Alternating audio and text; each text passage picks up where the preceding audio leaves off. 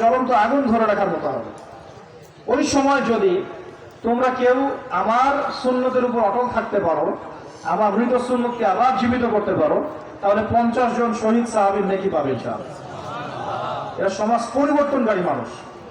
আর ইতিহাসে যারা সমাজ পরিবর্তনকারী মানুষ, তাদের জীবনে পরতে পরতে বিপদ আপদ বলা মুসিবত আসবেই।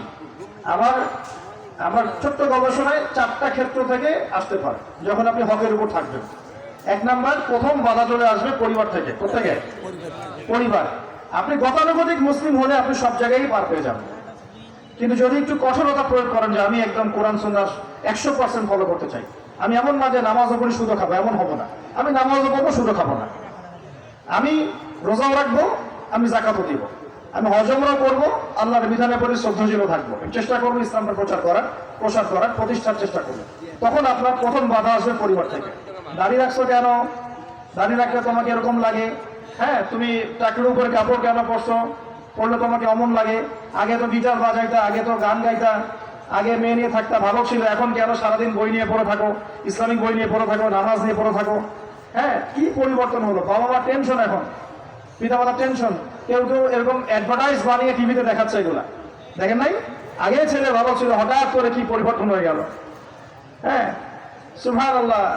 আল্লাহর পথে ফিরে আসা মানুষের ক্রাইটেরিয়া এগুলো মেনশন করে করে বলছে, এগুলো দেখা গেলে যোগাযোগ করবেন স্থানীয় কর্তৃপক্ষের সাথে, ওই ছেলের মধ্যে সমস্যা আছে। আস্তাগফিরুল্লাহ, আস্তাগফিরুল্লাহ।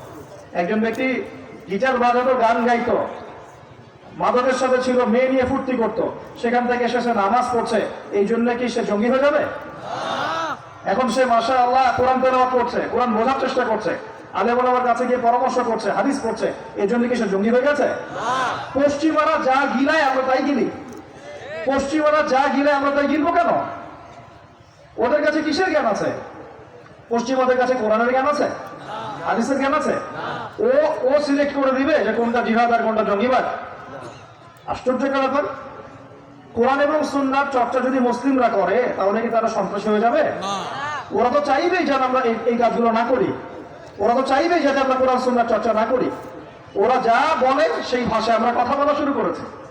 ওরা বলছে, একটু পরে আমি বোঝাচ্ছি আপনাদেরকে, ওরা বলেছে যে জ্ঞান সেটাই, ভালো করে বোঝেন, জ্ঞান সেটাই যেটা পরীক্ষা নিরীক্ষা, যুক্তি বিজ্ঞান, দর্শন দিয়ে লাভ করা যায়। আর আমরা বলছি আল্লাহর ওহী হচ্ছে চূড়ান্ত জ্ঞান। আল্লাহর ওহী কি? চূড়ান্ত জ্ঞান। এই যে জ্ঞানতাত্ত্বিক পার্থক্য, ওরা যা দেখে না তাতে বিশ্বাস করে না, এই কারণে তারা জিনে বিশ্বাস করে না, আত্মায় বিশ্বাস করে না, আল্লাহ বিশ্বাস করে না, ফেরেশতায় বিশ্বাস করে না, পরে আগের আসমানি কিতাবে বিশ্বাস করে না, নবী রাসূলে বিশ্বাস করে না, কবরের আযাব, জান্নাত জাহান্নাম, মিজান, পরিসীমা কোনো কিছু বিশ্বাস করে না। কেন করে না? ওদের এপিস্টেমোলজি হচ্ছে, জ্ঞানতাত্ত্বিক দর্শন হচ্ছে যা দেখি না বিশ্বাস করি না। ওই দর্শনটা আমরা কাট পেস্ট করে নিয়ে আমাদের ছোট ছোট বাচ্চাদেরকে এখন দিলাচ্ছি এইগুলো। এখন ওই দর্শন কেন ফলো করবো আমরা? আমাদের দর্শন হচ্ছে চূড়ান্ত জ্ঞান কার পক্ষ থেকে আসে? আল্লাহর পক্ষ থেকে আসে। আল্লাহ যা সত্য বলেছেন তাই সত্য, আল্লাহ যা মিথ্যা বলেছেন তাই মিথ্যা। আল্লাহর ওহী চূড়ান্ত সত্য মিথ্যার মানদণ্ড, মানুষের যুক্তি বিজ্ঞান দর্শন নয়। এই জায়গায় তো পার্থক্য, সে করেই তো পার্থক্য। এই জ্ঞানতাত্ত্বিক সংজ্ঞায় পার্থক্য বলেই তো আপনাকে ডারউইনের মতবাদ করাচ্ছে, কারণ সে তো বিশ্বাসই করে না যে মানুষ আল্লাহ সৃষ্টি করেছে।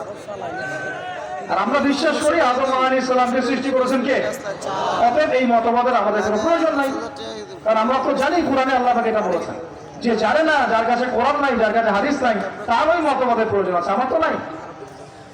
ওরা যা বলে আমরা তাই গেলার চেষ্টা করি। ওরা এগুলো সংজ্ঞা শিখিয়ে দিয়েছে যে মুসলিম যুবকরা এরকম এরকম করলে তারা খারাপ হয়ে যাবে, এখন বাস এটা প্রচার করা হচ্ছে। আশ্চর্য বিষয়। আমরা তো চাইবো প্রত্যেক ঘরে ঘরে কোরআনওয়ালা মানুষ তৈরি হোক, হাদিসওয়ালা মানুষ তৈরি হোক, নামাজি হয়ে যাক সবাই, তাহলে সমাজে শান্তি আসবে। একজন নামাজি ব্যক্তি বেশি ভদ্র হয় না বেনামাজি ভদ্র হয়? বলেন। নামাজ মানুষকে শৃঙ্খলা শেখায় না? কোরআন মানুষকে মানবতা শেখায় না? কোরআন সুন্নাহর কোন জায়গায় কি বলা আছে নিরপরাধ কোনো মানুষকে হত্যা করতে হবে?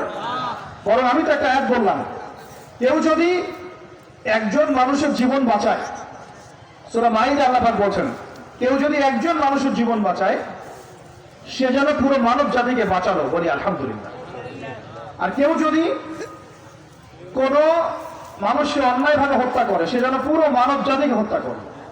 একটু খেয়াল করে দেখেন, সারা বিশ্বে যত মানুষকে হত্যা করা হচ্ছে মুসলিম কান্ট্রিগুলোতে, সিরিয়া, ইয়েমেন, প্যালেস্টাইন, আফগান তো চলে গেল, তারপরে আপনার ইরাক, লিবিয়া, জর্ডান, লেবানন, ঠিক আছে, ওই যে রোহিঙ্গা, তারপরে উইঘুর, মুসলিমদেরকে যেখানে যেখানে হত্যা করা হয়েছে, এখানে মানবতা বিরোধী অপরাধ হয়নি?